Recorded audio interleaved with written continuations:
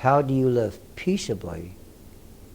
How does God define peace? How does the peace of God differ from the peace that people generally talk about when you ask them if you could give the world one gift, what would it be? And they all go, peace, world peace.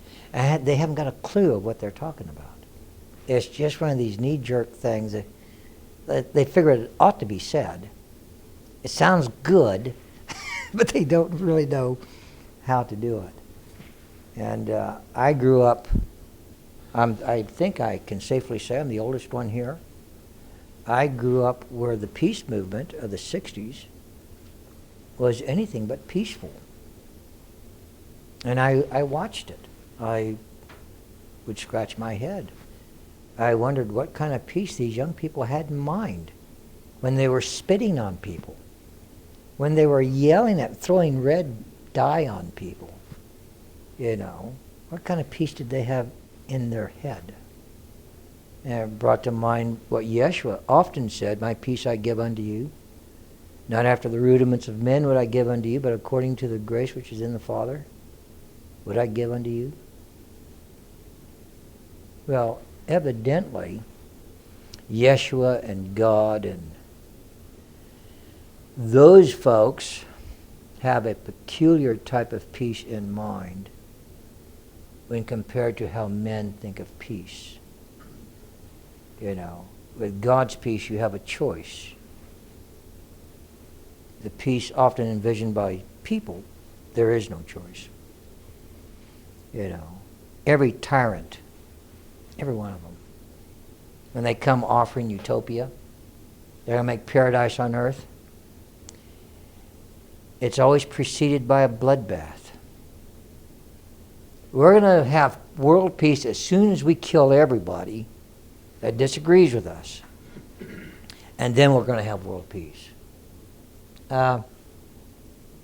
Excuse me, can I object here? That's not how you do it. The problem that the peace movement had when I was young watching them is they wanted it now.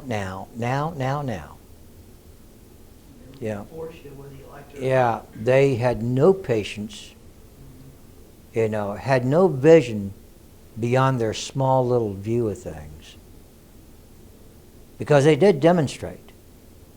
They did raise a ruckus. And that was back in 1965, 66, 67, 68. And the Vietnam War that I went to ended a long time ago. Did it bring peace? Is the United States more peaceful today because of the peace protest of the 60s? What do you think, Vanessa? Why can we say it's not more peaceful? I can think of one word: Iraq. We got involved in another war. Now we're going to go make war in another country.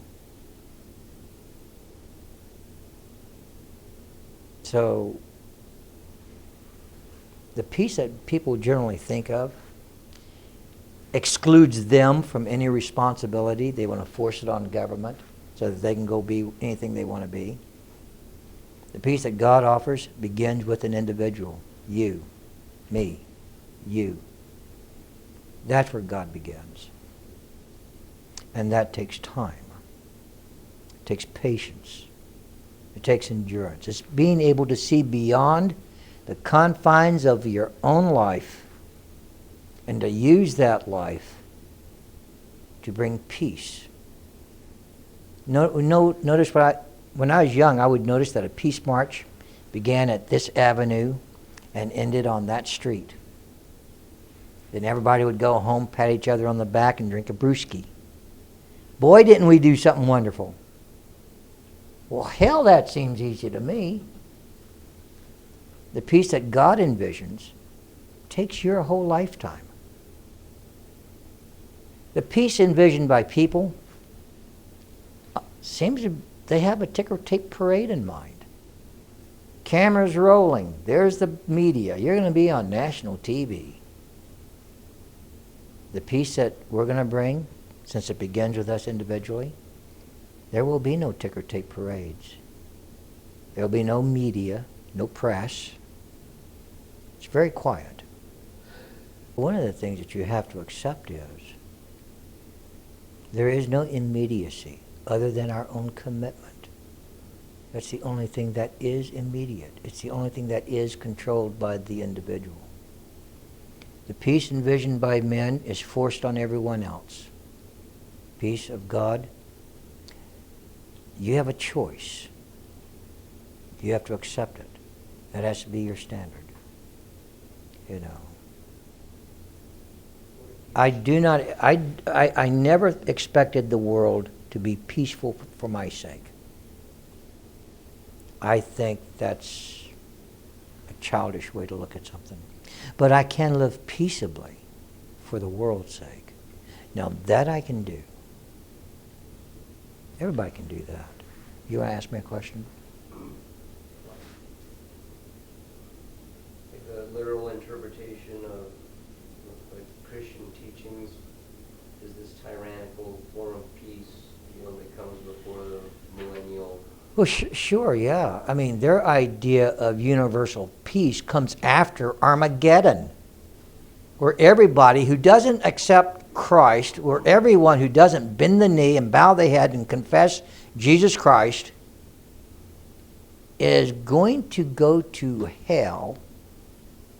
Christ is going to come back with an army of angels, and the blood's going to run up to the bridle of the horses.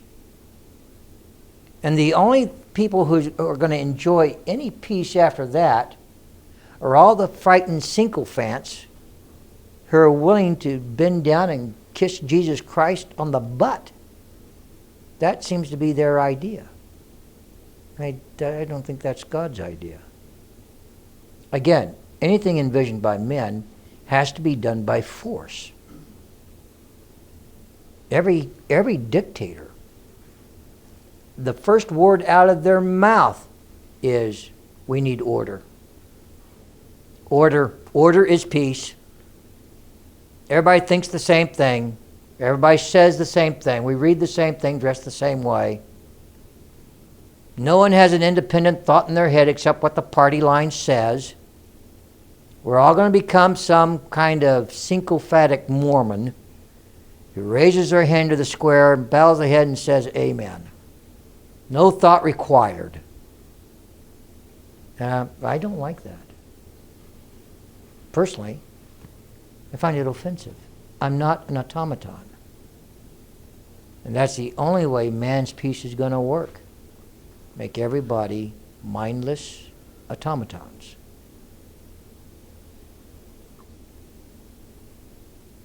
There's nothing in the Bible that would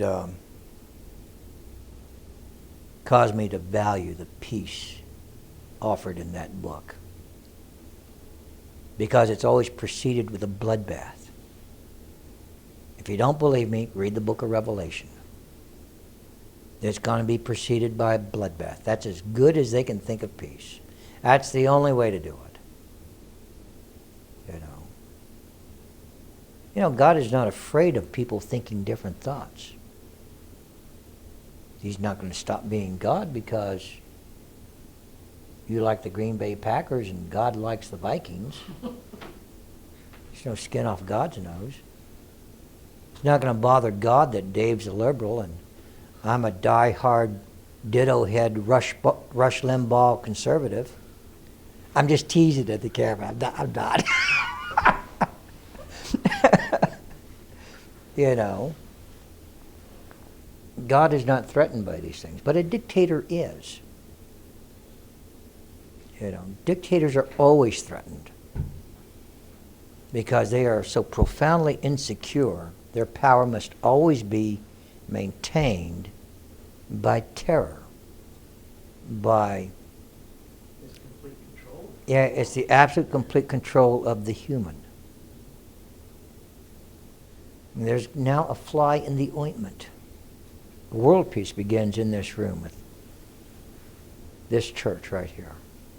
I know it looks small, but all seeds are small. It just takes diligence. As long as you don't quit, we succeed. We win. And I'm in this for the duration. I think you guys are in it for the duration.